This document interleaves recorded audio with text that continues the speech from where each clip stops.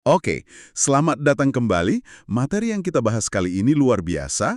Kita diajak menyelami 1000 tahun lebih sejarah agama Israel kuno. Betul, Ini bukan sekedar cerita kuno, tapi sebuah kisah transformasi yang sangat dramatis. sangat. Kita akan lihat bagaimana sebuah keyakinan yang awalnya terikat pada raja dan wilayah bisa berevolusi total setelah dihantam krisis, sampai-sampai mereka menyebut raja asing sebagai Mesias. Di dalam kitab suci mereka sendiri ya. Benar.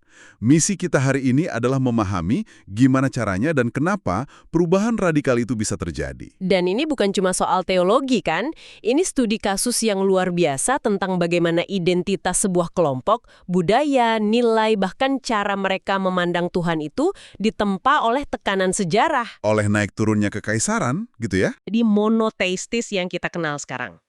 Baik, mari kita mulai dari babak pertama. Periode Bait Suci pertama, kira-kira 1000 tahun sebelum Masehi. Anda menyebutkan bangsa Israel masa ini pada dasarnya adalah koalisi suku-suku. Betul. Apa sih yang menyatukan mereka? Ada dua perekat utama sebetulnya. Yang pertama itu politis, karisma dan kejeniusan militer seorang Raja Daud. Oke. Dan yang kedua, ini yang lebih dalam, adalah kekuatan narasi. Ada sekelompok penulis, kita sebut saja Yahwis, yang menciptakan kisah-kisah fondasional mereka.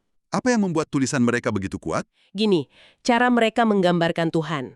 Dalam tulisan mereka, Yahweh itu bukan sosok yang jauh dan abstrak. Bukan ya? Bukan. Dia itu digambarkan bisa jalan-jalan di Taman Eden sore-sore, bisa berdebat dengan Abraham, bisa menyesal. Ini menciptakan hubungan yang sangat personal. Dan pusat dunianya adalah bait suci pertama di Yerusalem. Tepat yang dibangun Daud dan Salomo. Itu langkah politik yang jenius untuk memusatkan kekuasaan dan ibadah. Jadi, kalau kita lihat prakteknya nih, apa mereka sudah monoteis seperti yang kita bayangkan sekarang? Wah, jauh dari itu. Di kalangan elit raja, para imam, mungkin itu cita-citanya.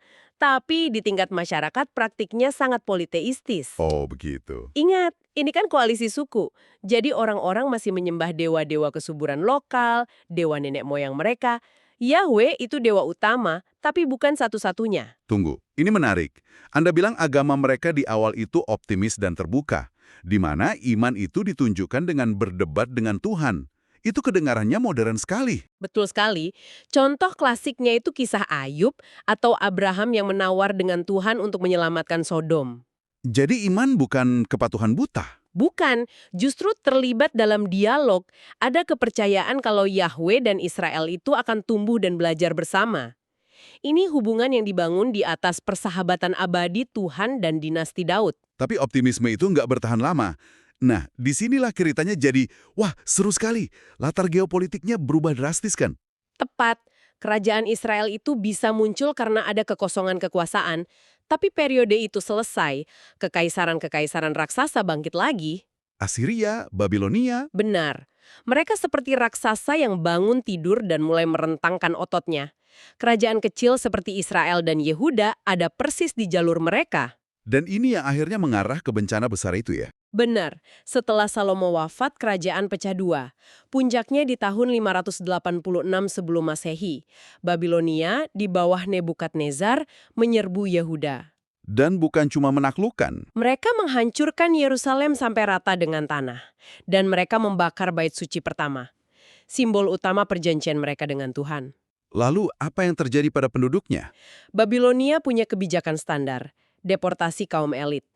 Beberapa ribu orang bangsawan, imam, pengrajin diangkut ke Babilonia sebagai sandera. Itulah yang kita kenal sebagai penawanan Babilonia.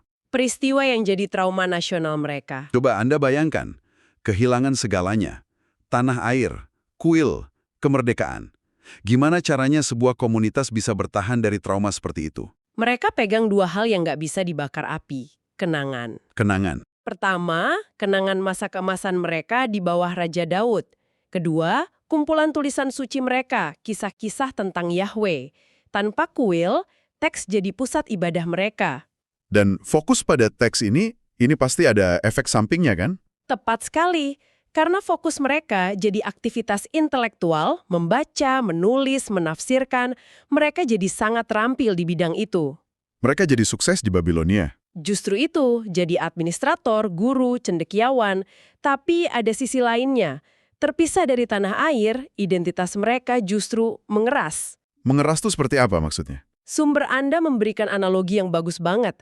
Seperti komunitas Tionghoa perantauan yang mempertahankan aksara tradisional lebih kuat daripada di Tiongkok daratan sendiri. Ah, oke. Ada semacam kebutuhan untuk memegang erat identitas saat Anda merasa terancam. Identitas mereka jadi lebih kaku, lebih eksklusif, dan bisa dibilang lebih fanatik. Di samping itu, pasti ada krisis kepercayaan yang luar biasa.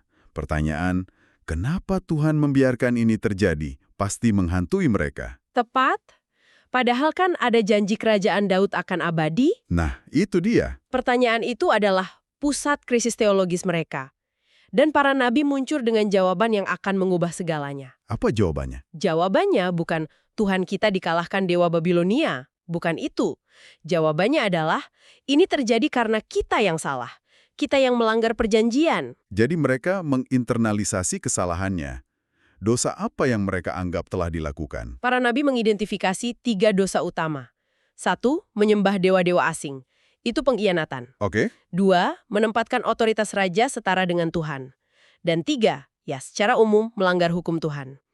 Ini cara yang brilian untuk memahami bencana tanpa kehilangan iman. Tahun di pengasingan, panggung politik dunia berubah lagi. Ya, muncul kekuatan baru dari timur. Kekaisaran Persia, dipimpin oleh salah satu tokoh paling luar biasa dalam sejarah. Koresh Agung, atau Cyrus the Great. Dia menaklukkan Babilonia. Pada 539 SM. Dan apa yang dia lakukan selanjutnya benar-benar mengguncang dunia kuno. Tunggu dulu. Ini kedengarannya kok terlalu baik untuk jadi kenyataan ya?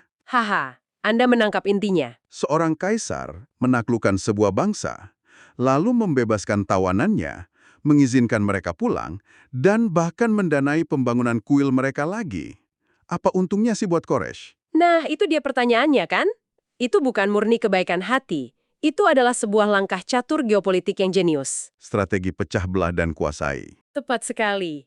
Koresh dan Persia punya target besar berikutnya, Mesir. Dan wilayah Yehuda itu jalur darat yang sangat strategis. Dia butuh wilayah itu stabil. Bagaimana cara memulangkan orang bisa membantunya mengontrol wilayah itu? Karena orang Yahudi yang dia pulangkan dari Babilonia itu bukan orang yang sama lagi. Mereka sudah jadi kelompok yang fanatik, terobsesi dengan kemurnian. Sementara yang tinggal di Yehuda, Yang tinggal di sana, yang kemudian dikenal sebagai orang Samaria, sudah beradaptasi. Mereka jauh lebih toleran, mungkin sudah mencampur praktek keagamaan mereka. jadi Koresh sengaja menciptakan konflik internal. Dia memasukkan kembali kelompok Puritan ke tengah komunitas yang sudah lebih modern. Tepat. Begitu kelompok murni ini kembali, mereka langsung bentrok dengan kelompok toleran. Keduanya mengklaim sebagai pewaris sejati. Dan penengahnya adalah Persia. Tentu saja. Dengan begitu, Persia bisa menjaga kontrol. Dan dari sinilah lahir Yudaisme periode Bait Suci kedua, yang karakternya sangat berbeda. Seperti apa bedanya? Pertama, keyakinan mereka jadi henoteistis.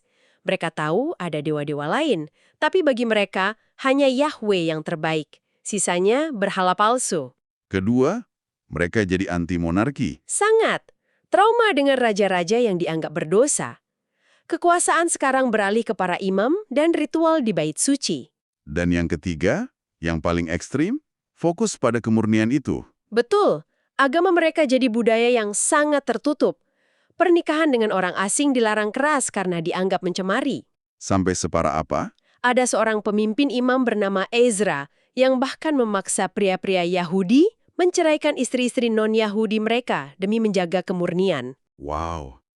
Sampai memaksa perceraian massal, itu perubahan yang drastis sekali dari agama terbuka yang kita bahas di awal. Transformasi total. Dan itu belum selesai. Oke, mereka kembali, tapi mereka kan sekarang bagian dari Kekaisaran Persia. Pasti ada pengaruh dong. Tentu. Apa ideologi yang dominan di kalangan birokrat Persia saat itu? Agama para administrator Persia adalah Zoroastrianisme. Di masanya, sekitar abad ke-6 SM, agama ini dianggap setidaknya oleh kaum intelektual sebagai agama terbaik di dunia. Kenapa bisa begitu? Karena narasinya paling memuaskan. Dia punya keagungan, dengan tema kosmik, punya kelengkapan, dengan awal dan akhir yang jelas, dan punya kesatuan. Alur ceritanya koheren. Apa keyakinan inti dari Zoroastrianisme yang membuatnya begitu menarik? Intinya adalah dualisme kosmik. Ada satu dewa pencipta yang maha baik, dewa terang dan kebenaran. Dia ditentang oleh entitas jahat, dewa kegelapan dan dusta. Dan manusia di tengah-tengahnya. Manusia diberi kehendak bebas untuk memilih, dan pilihan kita setiap hari itu akan menentukan nasib akhir dunia. Ada pertaruhan yang sangat besar. Dan disinilah konsep kunci mereka muncul. Eskatologi, studi tentang akhir zaman. Mereka punya narasi yang jelas. Akan ada pertempuran final, seorang penyelamat datang, semua orang dibangkitkan, dan ada penghakiman terakhir. Surga dan neraka. Benar. Orang baik ke surga abadi, yang jahat musnah di neraka. Jadi, keyakinan ini bukan cuma soal spiritualitas, tapi jadi semacam sistem operasi untuk menjalankan kekaisaran. Persis. Bagi seorang administrator Persia, ini motivasi yang luar biasa. Mereka percaya punya tugas moral dari Tuhan untuk menyebarkan keteraturan. Nasib abadi mereka bergantung pada pekerjaan mereka. Dan ide-ide besar ini kemudian bocor dan diserap oleh Yudaisme.